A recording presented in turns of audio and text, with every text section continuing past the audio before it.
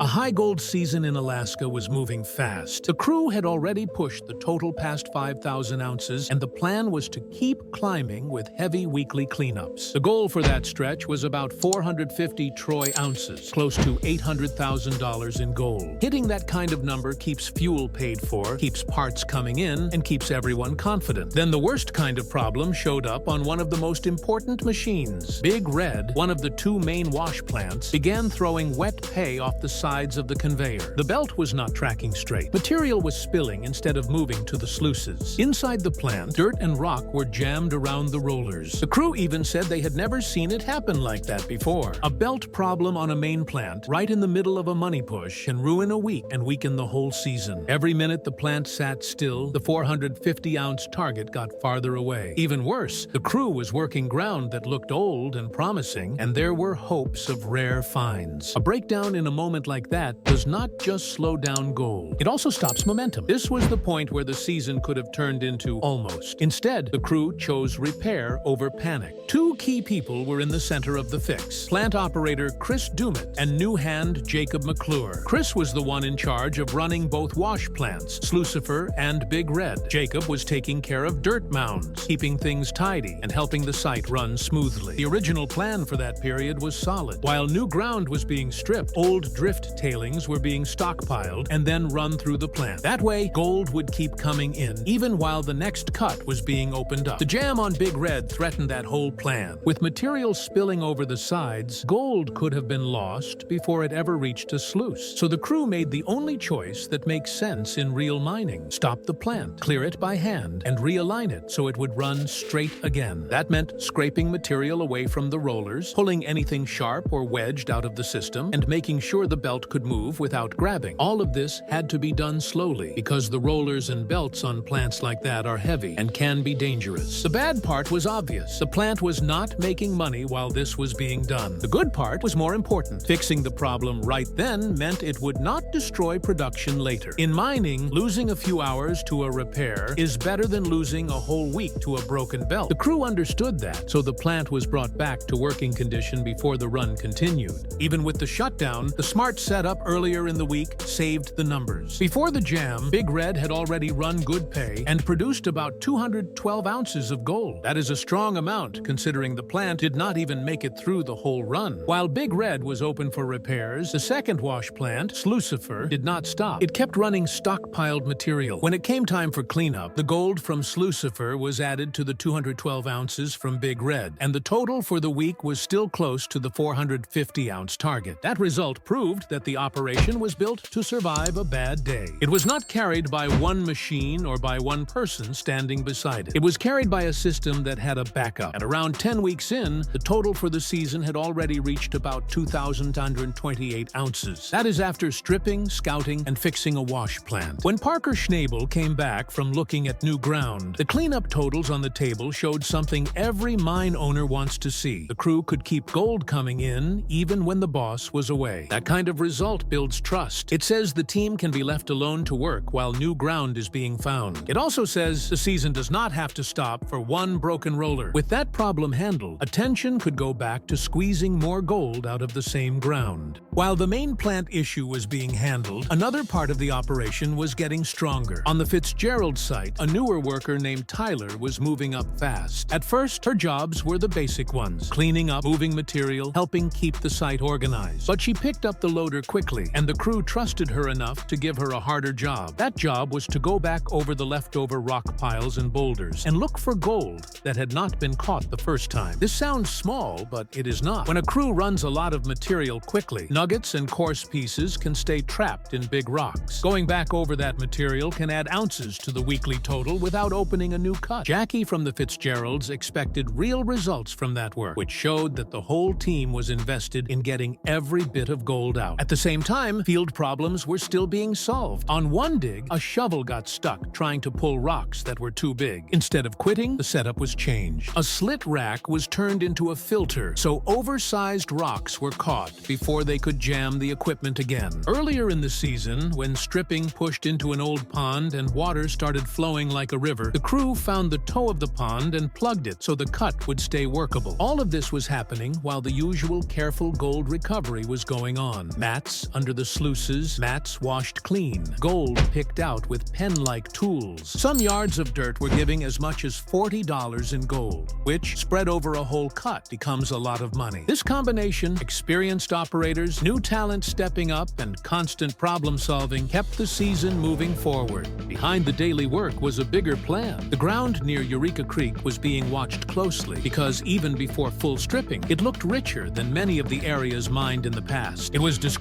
as some of the best ground seen so far. Ground like that can change a season. But there was still a problem that could not be ignored: winter. When the Yukon or Alaska freezes, production slows down or stops. To keep money flowing in those months, new ground had to be found somewhere warmer. That is why a trip was made to Australia. There, a local miner, Ian Holland, was ready to sell a lease. That could have been perfect timing, but a damaged excavator made it hard to test the dirt. Without testing, a lease is a gamble. Instead of letting the deal die, Ian brought in his own excavator so the dirt could still be sampled. That move matched the pattern of the whole season. If a part is missing, find another one. If water is in the way, plug it. If rocks are too big, screen them. If winter stops the north, mine in the south. This is the kind of thinking that lets a crew aim for 6,000 ounces in a single season without being afraid of downtime. It also explains how the operation was able to keep going even while people were away testing new property. With Eureka Creek looking strong and an Australian option open, the crew had more places to dig, more pay to try, and more chances to feed the two wash plants back in Alaska. Once both wash plants were dialed in after the jam, the numbers started to look like something from a highlight reel. The idea had been to get around 350 ounces in a week with two plants running. Instead, 1 week came in at about 375 ounces. Big Red brought in around 162.5 ounces. Sluicer added around 212 ounces. Total, about $250,000 in gold for that 1 week. That cleanup was higher than the cleanup from Tony Beats's team for the same period, which was around 287.65 ounces. For a younger crew, outmining a veteran, even for 1 week, is a big statement. But the run did not stop there. A personal target for Big Red was 70 ounces per day. Then the plant came back with almost 200 ounces, around 199.95, nearly triple the goal. The counting went past 100, past 140, past 170, almost to 200. That told everyone on site that the plant, the ground, and the crew were in perfect rhythm. The following weeks stayed strong. One cleanup came in at about 232 ounces. Another cleanup from Sluicer hit a huge number, 321.3 ounces, almost 4 times what had been hoped for from that plant. Then came a week where one plant brought in about 266.65 ounces and the other one added about 209.5 ounces. Together, that made about 670 ounces in a single week. That was just 1 ounce away from Parker Schnabel's career record. Most mining crews would have celebrated and shut down. This crew went on and ran another cleanup of about 404.6 ounces, worth close to $485,000. All of this came in the same season that had started with a belt-throwing wet pay off the sides. The original goal for the season was 6,000 ounces. Hitting that alone would have been enough to call the year a success. But because repairs were made fast, because both wash plants were kept busy, because extra dirt was fed from stockpiles, because new ground was being tested, and because the crew did not ease up after big weeks, the total kept moving. First, the 6,000-ounce line was crossed. Then the total pushed towards 7,500 ounces. Even late in the season, cleanups of over 1,000 ounces were being pulled in. In the end, the final number sat at about 7,381 ounces. That was the biggest cleanup the crew had ever had, and it came from a season that included a conveyor jam on Big Red, water flowing from an old pond, a stuck shovel, time spent in Australia, and training for a new operator. In other words, it was not a smooth season. It was a determined season. At different points, the two wash plants together were bringing in around 375 ounces a week, worth about $250,000. There was a week where they outmined Tony Beats. There was a week where they were 1 ounce away from the best week of Parker's career. There was a week where Sluicer pulled 321.3 ounces when only around 88 had been hoped for. That level of performance is what pushed the total so far past the starting goal. This season proved one thing very clearly. Record numbers do not come from seasons with no problems. Record numbers come from crews that fix problems faster than the problems arrive. A jammed conveyor on Big Red did not end the week. A frozen north did not end the year. A damaged excavator in Australia did not end the search for new ground. A new worker did not slow slow production, she increased it. Careful cleanup work, like washing mats and picking gold with a pen-like tool, turned small finds into real money. Running 2 plants at once turned good weeks into huge weeks. Having rivals nearby turned ordinary targets into ambitious ones. That is how an operation that was supposed to stop at 6,000 ounces finished at about 7,381 ounces instead. Viewers who want more stories like this, real cleanups, real problems, real totals, and real competition between gold crews, can stay close to the channel that covers them. Subscribing to Gold Era 2.0 keeps every new gold race, every surprise cleanup, and every Parker versus Tony moment in front of the audience the moment it drops.